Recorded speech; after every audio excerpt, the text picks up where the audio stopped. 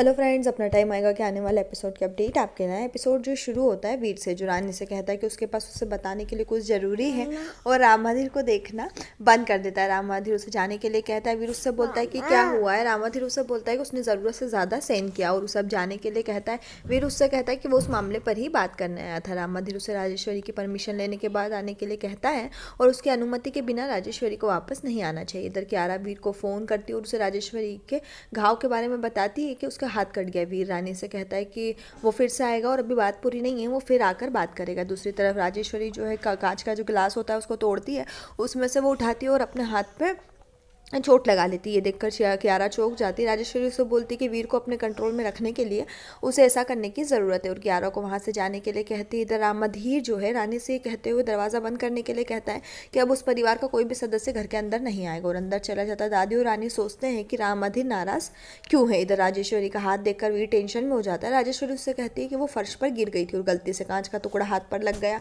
और उसे उसके घाव का इलाज करता है। वो सोचती है कि उसने उसे रानी से बात करने से रोक दिया और अब वो उसका गिफ्ट वहाँ तक पहुँच भी गया होगा। इधर दिखाते कि दादी राम माधीर से बोलती है कि उसने वीर को रानी से बात क्यों नहीं करने दी।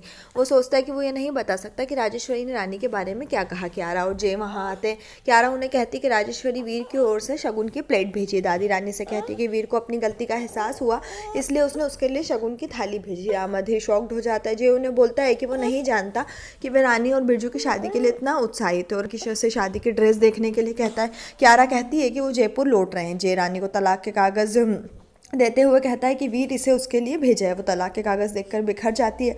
इधर वीर राजेश्वरी को दर्द निवारक दवा देता और उसे कहते हुए आराम करने के लिए कहता है कि उसे अब जाने की ज़रूरत है। वो उसे रोकती और बाद में जाने के लिए कहती। इतने में कियारा वहाँ आती और उसे बोलती कि राजेश्वरी उसे रानी से बात करने के लिए राम माधीर के घर भेजती है। राजेश्वरी उसे बोलती कि उसने रानी के लिए उसकी भावनाओं को देखा है, इसलिए वो उन्हें फिर से मिलाना चाहती है और वो जानती है कि उसकी और कियारा की शादी सिर्फ एक नाटक है।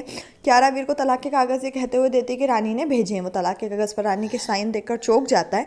इधर कियारा को लगता है कि वो डुप्लीकेट सिग्नेचर असली जैसे लग रहा है। वीर राम माधीर को फ़ोन करता है और कहता है कि वो रानी से बात करना चाहता है। राम माधीर उसे बोलता है कि तलाक के कागज़ के साथ अब सब कुछ खत्म हो गया। राजेश्वरी याद करती कि ऐसे उसने रानी और वीर को तलाक के अलग अलग पेपर भेज देने की प्लानिंग बनाई थी। वीर रानी से मिलने जाता है। राजेश्वरी कियारा से कहती कि राम माधीर वीर को रानी से नहीं मिलने देगा, इसलिए वो गलतफहमी को दूर नहीं कर पाएंगे चाहे कुछ भी हो जाए। रानी दिखावा करती कि वो ठीक है और पढ़ाई करने के लिए अंदर चली जाती। इतने में वीर वहाँ आता है और बिरजू को देखकर वो चौंक जाते हैं। यही एपिसोड खत्म। नेक्स्ट एपिसोड के लिए हमारे साथ जुड़े रहें, चैनल को सब्सक्राइब करें, साथ में बेल भी प्रेस करें।